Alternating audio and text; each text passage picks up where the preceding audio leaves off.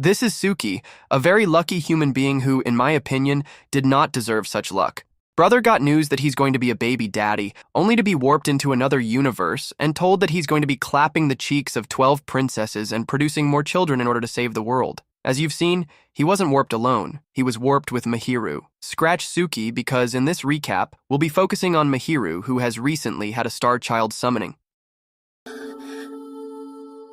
Itsuki ran up the stairs. The anime opens with a young man running up the stairs. His name is Itsuki. Let's call him Suki. He reaches the roof, where he meets a fine young lady, Mahiru, waiting for him. She tells him that she's grateful that he made it all the way there to see her. She says she's got a mind-blowing piece of information she wants to give him that she can't share at home. Now, that raises questions. Are they siblings, or are they living together? And are they Boo and Bae? She opens her mouth and confesses. She's pregnant.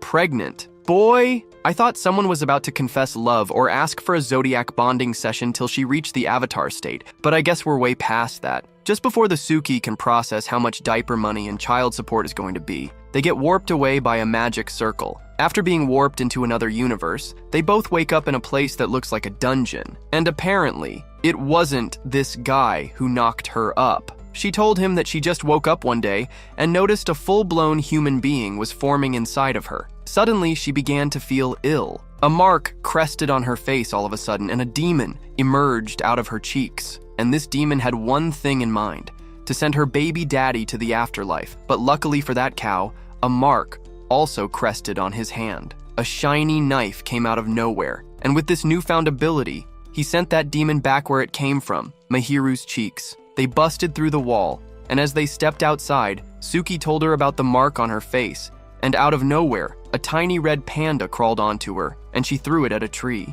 It introduced itself as Mana, and told them they were in the land of magic. They arrive at the palace, and the king tells them that they're heroes, and gives them no choice but to save the world, or live there forever. Mahiru walks into the room and sees Suki tied up to the bed half naked. She's informed that she's not pregnant. She watched as they informed Suki about how he's supposed to run the activity of child conception with 12 maidens. Mahiru stood there all innocent until she was informed that she was one of the maidens and was yanked onto the bed as the first maiden, that her cheeks would be spread like butter on bread. Mahiru doesn't mind losing her V card to this guy, but being watched was her problem. Mana, on the other hand, couldn't just wait to get things on the way. It flew to Mahiru and played around with her and was thrown out. And the behind-the-scenes activity was on the way. Mana misled us all. After whispering to Mahiru about how she's doing a star power ritual, it was all a big fat lie. Mahiru is sitting there, totally confused after Rioni stepped in to explain the love ritual. Surprise!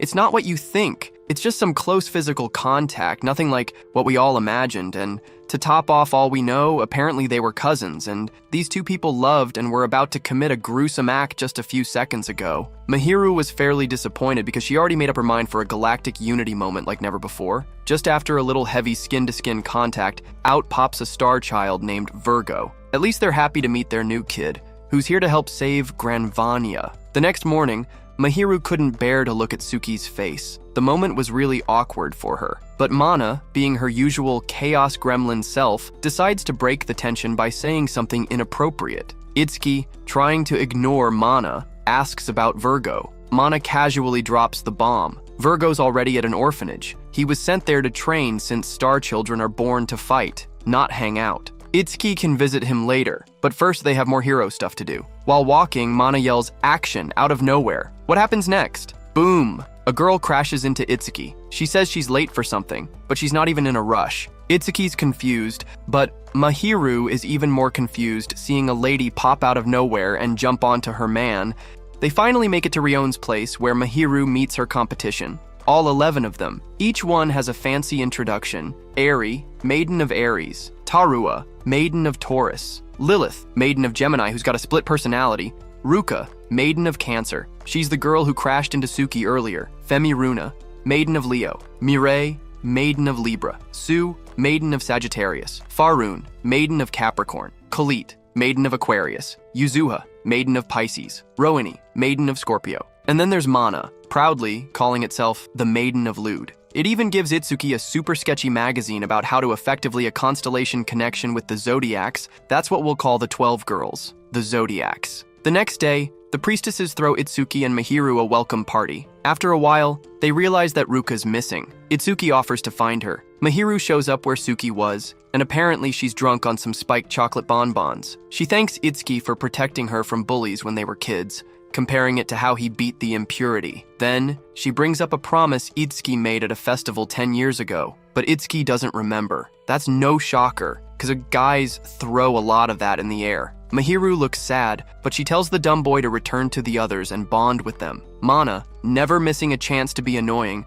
reminds Suki about the labyrinth. She drags him to visit Virgo at the orphanage. There, they see Virgo training hard under Alfie, a super strict trainer. But when Alfie notices Itsuki, she turns all soft and sweet. Virgo runs up to Itsuki and hugs him, promising to get stronger. Itsuki feels proud, but Alfie and Mana aren't letting him off the hook. Itsuki visits her at the orphanage and gathers his courage. He tells Ruka he doesn't want Virgo to be lonely and asks her to help make another star child. Ruka was touched by his honesty, but she could not wait to be touched by him. And in 0.5 seconds, the love ritual began and a new star child was created. The next day, Itsuki receives the 12 star wards, created by the priestesses. These wards are key to sealing the impurities deep in the Stardust Labyrinth. Itsuki, Virgo, Ruka, and Mana use the priestess's powers to open the labyrinth's entrance and step inside. The labyrinth is a maze with 12 bottom layers, one for each constellation. At the end of every layer is an impurity lord, powerful monsters born from negative energy. As they explore, an impurity attacks. Virgo and Ruka fight, but get overpowered. Itsuki tries to protect them, but fails. The impurity turns Virgo and Ruka into dolls, forcing the group to retreat. Once outside, Itsuki realizes how important it is to create stronger star children. With renewed determination, he swears he won't fail again.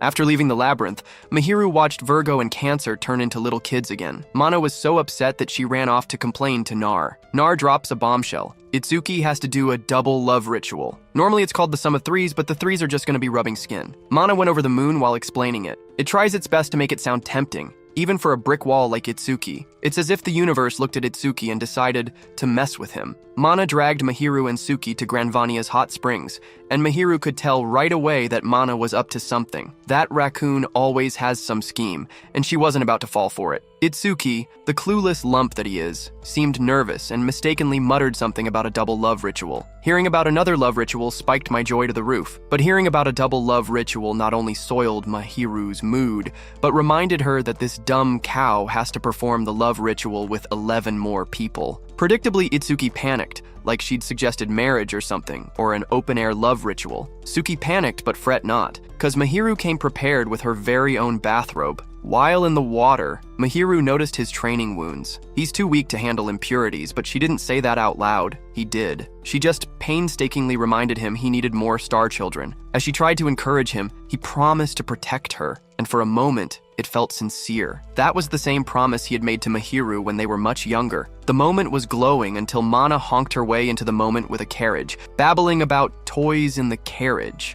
Mahiru was absolutely not impressed, and so was Suki. Suki shot down the whole thing, and Mahiru was even more pissed because this whole plan was to get her laid. At Rion's clinic, Mana can't stop her dirty chatter, so Rion sedates the raccoon, and finally someone can hear someone with sense speak. Rion announces she's one of the maidens for the ritual. Apparently, talking to Itsuki made her think of her late brother. Somehow, this disaster of a human is earning sympathy points. While wandering aimlessly, Itsuki stumbles into a bar where Faroon works. She's cheerful, hard-working, and everything Itsuki isn't. Naturally, she steals the show. She even treats him to a drink. Itsuki, with the subtlety of a sledgehammer, asks her to join the ritual. Faroon agrees, but drops some emotional baggage about being a stuck traveling dancer. Remember that book that Mana gave Suki? Apparently, it's of more use than Itsuki's flirting skills. He opens up the book and uses a move from page 15 about how to shut up a ranting, needy girl. He pulls close, nips her ear, and tells her he will rock her world and show her those stars. Bold move for someone who can barely handle eye contact. Faroon is charmed, and Mana's over the moon, cheering like a proud mom. That night, the ritual begins. Itsuki, the useless cow, loses it before even starting. Everyone expected this, and yet it's still disappointing. Mana does her best motivational speech, basically saying that he's got one job and somehow he pulls it together. For the first time in a century, a visitor bonds with two maidens, and two new star children are born, Capri and Scorpi. Nar is impressed, but Mana's more focused on how Rion and Faroon look absolutely wiped out but satisfied. They look like they just finished an Astral Alliance session. Only God knows what this clap machine did to them. The next day, Itsuki struts into the labyrinth with his 4 star kids. With this powerhouse team, they finally take down an impurity lord. Even Itsuki can't believe it. He seals the impurity and claims victory. Word to the Genesis, be fruitful and multiply because, as we all know, things are only going to get worse from here. Imagine needing 4 kids to clear just level 1. Mana filling Suki's head with wild imaginations of them making out. Suki snaps out of it when he realizes all the women in the story are covered with Mana's face. He began to run around, telling Mana that he's tired of her stories. That's when he spotted a church and ran inside, but he was only falling into Mana's plan. Suki just ran into the hands of Ari, a devoted church girl and the constellation of Aries. But before the man could pull a move on her, the children gathered around her and told her to ask for her help. Mahiru waited in line, but since it took forever for him to purchase the food, she left, and he saw Yuhuza. At first sight, she ran away, and he ran after her. But trust him, a snail runs faster than him. He lost her, and now he's sitting around eating lunch. Then popped Mana with another set of betting a babe advice. After being well equipped, Suki went to visit Yuzuha, and this time he went to her home. When he knocked on the door, she let him in, and he offered her the extra lunch he brought. She asked if it had jam, and when he said it didn't, she went straight to her canvas and used it to clean whatever she painted. He sat there looking pretty, and he was served tea. Whilst they spoke, he noticed something so unusual in the room. A vampire's bed. A coffin. He asked her why she's got a coffin in her room, and she says it makes her rest peacefully, and she also named it Catherine. Suki managed to get her to go on a date with him the next day. To his, yours, and my greatest surprise. She pulled up with the coffin, and this time she added glitter to make it girly. Suki brought snacks for her around, and this time he brought a lot of them. While they were having a good time, she said she's unable to paint because she hasn't had a dream in a while. Suki tells her that she doesn't need to dream and tells her to look at the wonder around her, but when they looked up, they saw Mana dressed up as a bird. She picked up her coffin to leave, but then a lady and her child came around, and they spotted Mana dressed like a bird. They ran away from it, but Yuhuza thought they were laughing at her. She went back home in tears, and Suki went to church to pray. Suki met Ari in church, and they had a conversation. Apparently, Yuhuza is sick. She's got sleeping sickness. Most people affected by it mostly go to the afterlife in their sleep. The reason she's carrying her coffin around is because she doesn't want to burden anyone. With that information, Suki stepped out, and Mana had already made him a coffin. This time, Suki and Mana went on a date with their coffins, and they had fun. At the end of the day, she decided to create her own star child, and, well, it was successful. And when I saw a bang, Suki sent an impurity to the afterlife with just a slash, but before he could even celebrate, Mana sent him to seal the impurity as fast as possible. The Star Kids were amazed at the show of skill Suki just put up. It's been a while since Suki last saw the Maidens because he's been off fighting one impurity or the other.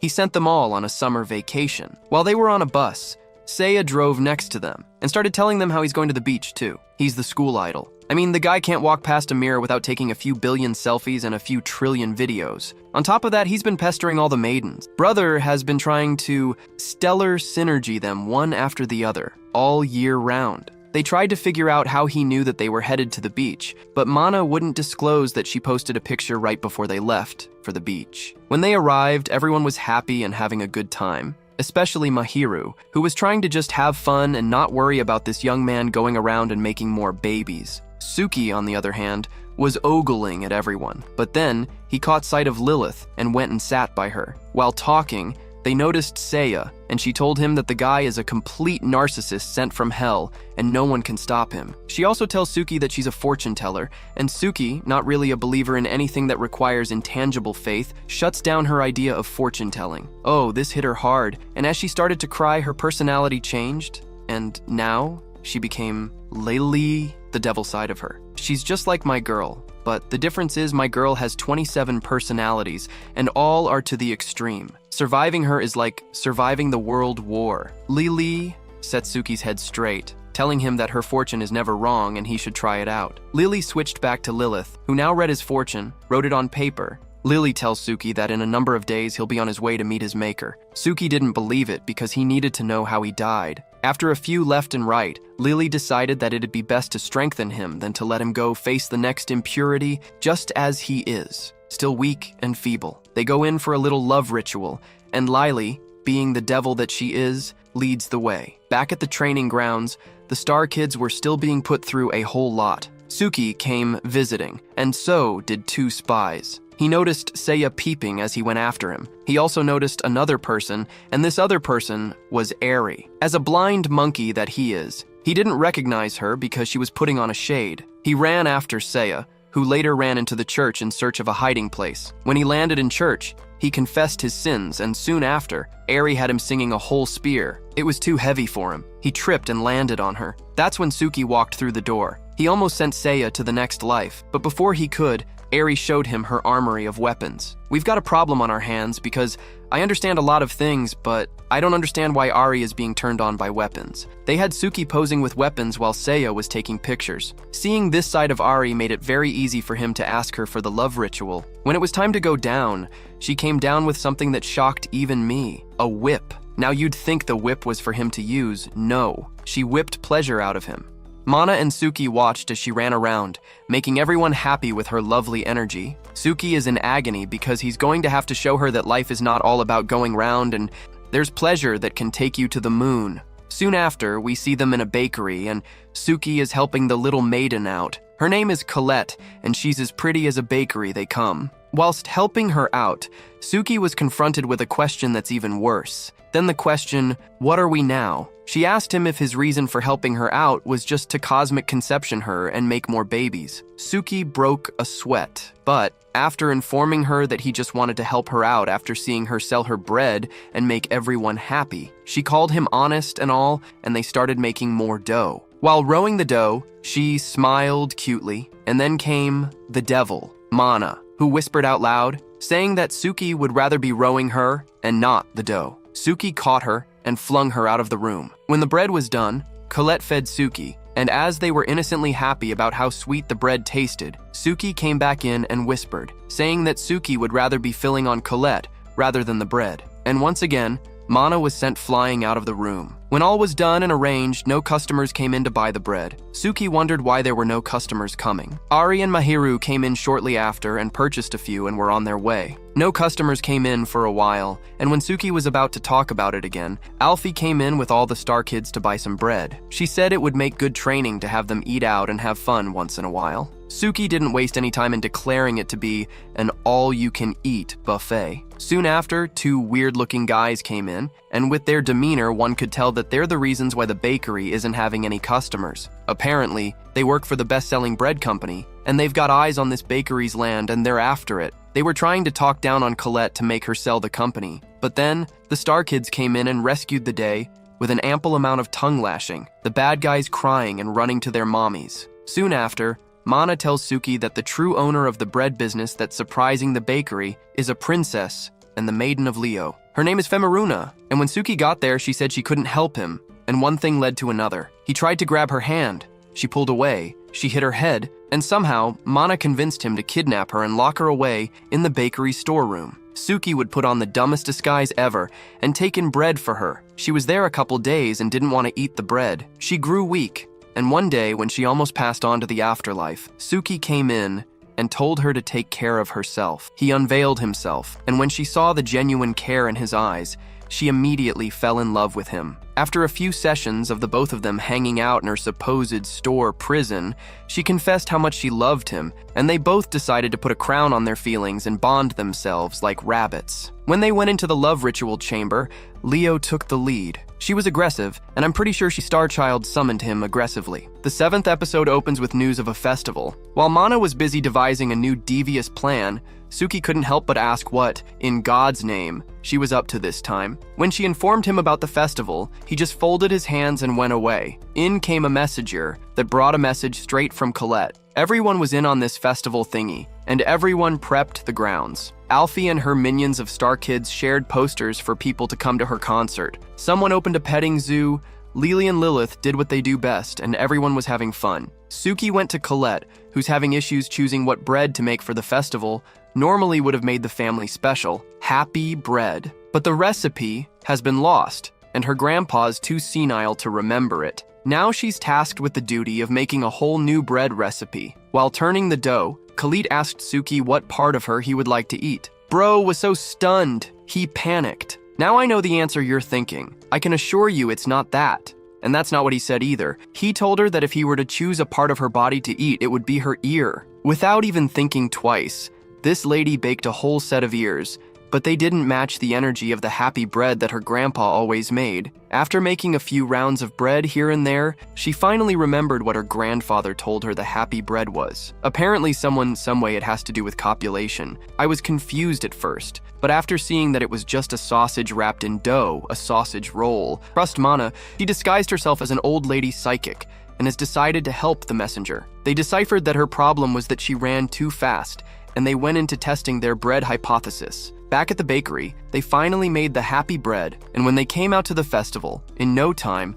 the bread was sold out. They went back in to make more happy bread, and that was when Colette herself asked to be cosmic collaborated and rode better than her dough. For some reason, they were dressed like bread and sausage for this love ritual. I'm just gonna run through the other not-so-important stuff. Mahiru and Yahuza were selling lunch packs until that business finished, and they started selling pants. Suki got a letter to go into a building, and after Mana was done toying with him, she let him go and sent him to Taru. He found her searching for a letter, and when they saw it, they went on a fast delivery spree. When they were done, they had a moment. Taru gave him a letter, and he replied to the letter saying he wanted to Zodiac bond her and have a baby. She replied that she wanted to be Zodiac Bond too, and yeah, my boy Zodiac Bond too in just one day. The episode opens with something that looks like a dating tournament hosted by your one and only Mana. First, she gathered them, dressing half of them in swimming trunks and the other half in red dresses. At this point, only 2 maidens are yet to be star power ritualed, and Mana did not let that go unnoticed.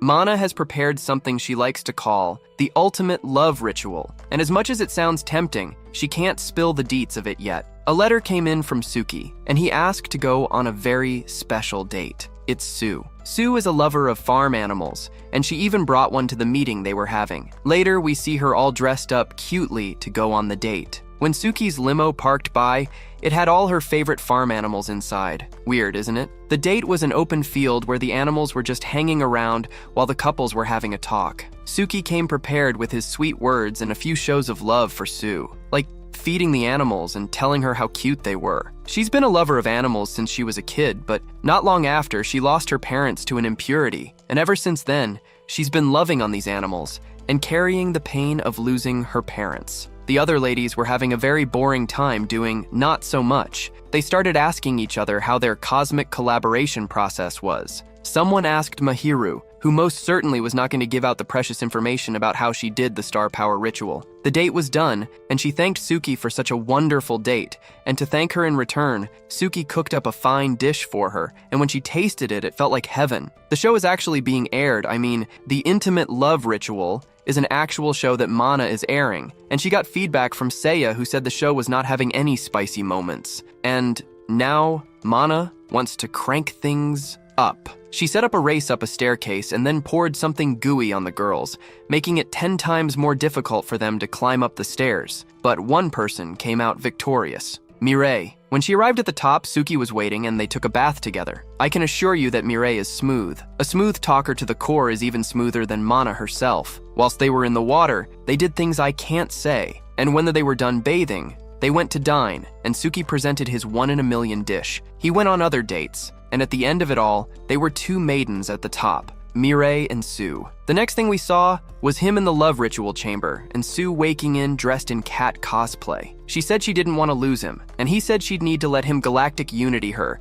so they could have a star child to ensure that he comes back alive. When they were about to start the galactic unity moment, Mana came in with some of Three's proposal. Sue opposed, but Mireille had something that would change their minds. She went in there with an aphrodisiac, and everyone in the chamber was infected with the flu of the urge to galactic unity. And without any further explanation, all I'll say is, Star Kids were born. The next day, they all gathered in the kids' palace, and they were informed that the presence of a 13th labyrinth has been discovered, and Suki will likely and most definitely have to seal that one too. The news was grave, but Mana saw it as an opportunity that a likely new maiden will be named, and galactic unity as soon as possible. With the news came something even new.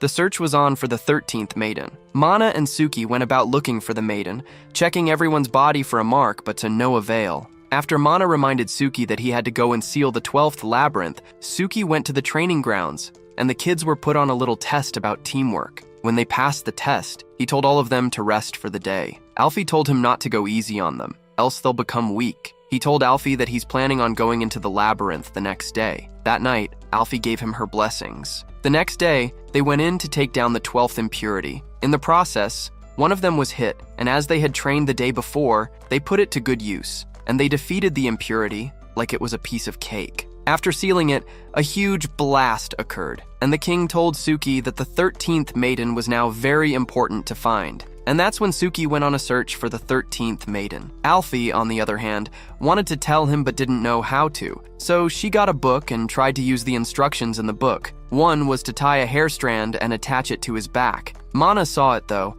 and thought the raccoon just threw it away. She tried a few more ways, but it wasn't really helping her business at all. Mana and Suki set out to find her, and were out informing people about a 13th maiden that has the symbol they were holding. Unfortunately for them, Seiya was holding a concert. I don't know what ladies see in him. They are surrounding him like flies. When they tried and tried, but the noise from Seiya's ends was disturbing, they decided to leave. But Alfie was in the crowd and was trying to five her way to them, but she was too late. Later that day, Mana went to visit her and scolded her for not acting like a maiden and speaking up. Instead, she was acting like an ashtray. Mana said that she'd inform Suki at once, but Alfie gave her something to show Suki. Mana went there and told Suki, and showed him the tape that Alfie told her to give him. Apparently, it's some Highway Love theme tape, and they got the information they needed on how to steal her heart. They went on a trendy date at an Italian restaurant, and at the end of the day, Suki asked Mana to return them to the foster home. Mana returned them and left, but not before saying that if Suki's plan to Zodiac bond her goes south, then he should blame himself. Suki just wanted to know more about her, and he didn't want to be part of Mana's well-thought-out rom-com. They bonded after having a conversation, and from the onset, we know that Alfie was smitten by this monkey's charms from the onset of this anime. It wasn't hard for him to get her into position to be Zodiac Bond, but before that could happen, Alfie fell sick. Apparently, when she was trying to get Suki's attention, she swallowed paper, and that roughed her up badly. Anyways, the love ritual happened, and she wore the dress that Suki got for her on their date, and with that, the Zodiac Bond process was on the way. The 13th child was born, and she was very different from the others. She looked very human, and she was very cute. All the other kids surrounded her, and they were all trying to bond with her. Alfie fell sick, and things were not looking good for her. The truth of the matter is, there's a secret lingering, and the king has finally decided to inform everyone. Suki and Mana went out, and apparently it's Christmas. It's not called Christmas, but it sure looks like it. Mana saw a bookshop of all the lead books she could buy, and she decided to pick a few. Suki went forward and got some books for Alfie since she also likes to read. When Suki was done, he was summoned to the king. Mana saw him walking away with someone but couldn't catch up on time. When they arrived there, the king informed Suki that the only way to seal the last phantom was for him to lay down his life as a sacrifice. Mana was eavesdropping, and it also broke her into a million pieces. Suki was dealing with the thought of having to lay down his life. That evening was no fun. He decided that the next day he would share gifts with everyone. He gave his kids and all 13 of his maidens. Bro sounds like an upcoming King Solomon. While gifting Alfie, she informs him that the reason her kid is that way is because she herself used to be a star child. After spending time with her, he went to see Mahiru. He reminded her of their promise and kept hinting at her a lot, but at the end, he told her he'd be with her no matter what happened. Suki went home, and in came Mana trying to cheer him up. He also got Mana a gift, and when he offered it, Suki told her how she's always helped him, and he thanked her well for it. He gave her a hug from behind and patted her, and whoa, hold up, what is happening? Ah! He literally stellar synergy her. He literally stellar synergy the raccoon. The next morning, the raccoon missed the sight of him and started banging the window that he left. Then Suki woke up and told Mana that the day has started, and he goes for the 13th impurity. All Mana, you and I heard was that the day had come for him to go lay down his life to save them. It's about time to finally end this. Suki went in with his kids and also went in with Alfie. When they moved in a little bit, he told them to stop, and Alfie should look after them. Mana followed even though Suki told him not to follow. When they arrived at the place where the phantom was, the fight started. It was like a dark cloud, and everything Suki threw it was absorbed like water. Back at the kingdom, the king tried to get the maidens to start the ritual that will end Suki as he's in front of the 13th phantom. Mahiru could not allow such a thing to happen. She stopped it. Mireille said she read in a book where they fight together. They all go out. The 13th phantom made its way out of the dungeon, and everyone there thought for a moment that Suki had been sent to the afterlife. The maidens used their power, and somehow they were able to turn the Star Kids into giant robots. Like the Power Rangers Megazord combination, they combined, and they fought back. After a while, Suki popped out of the dungeon and continued the fight. The phantom sent beams at Suki. He erased a few, but one almost hit him, but Alfie took the hit. With the death of Alfie came rage and unity. They all combined their powers, and the Megazords combined into one Super Zord that had Suki in it. Suki finally landed a strike on the 13th Phantom, and it showed its true form. The Phantom started asking Suki not to resist combining with it, but Suki was not in on Alfie Rap. He fought back. The 13th child became a spear, and with that spear, he sent the Phantom to the afterlife. After that, it was time to go home. Everyone gathered around to watch them leave, but when it was time to go, all the maidens jumped into the portal too, and they all landed here on Earth. When I say all, I mean all. The maidens, even Alfie, with the Star Kids and the one and only Mana. This time Mana came as a human, and when everyone was shocked, she revealed that Mr. MC Bond her too. Everyone was so shocked, and Mahiru was ready to strangle the life out of him. If you enjoyed this wild journey, make sure to like, subscribe, and tap that notification bell so you don't miss our next adventure.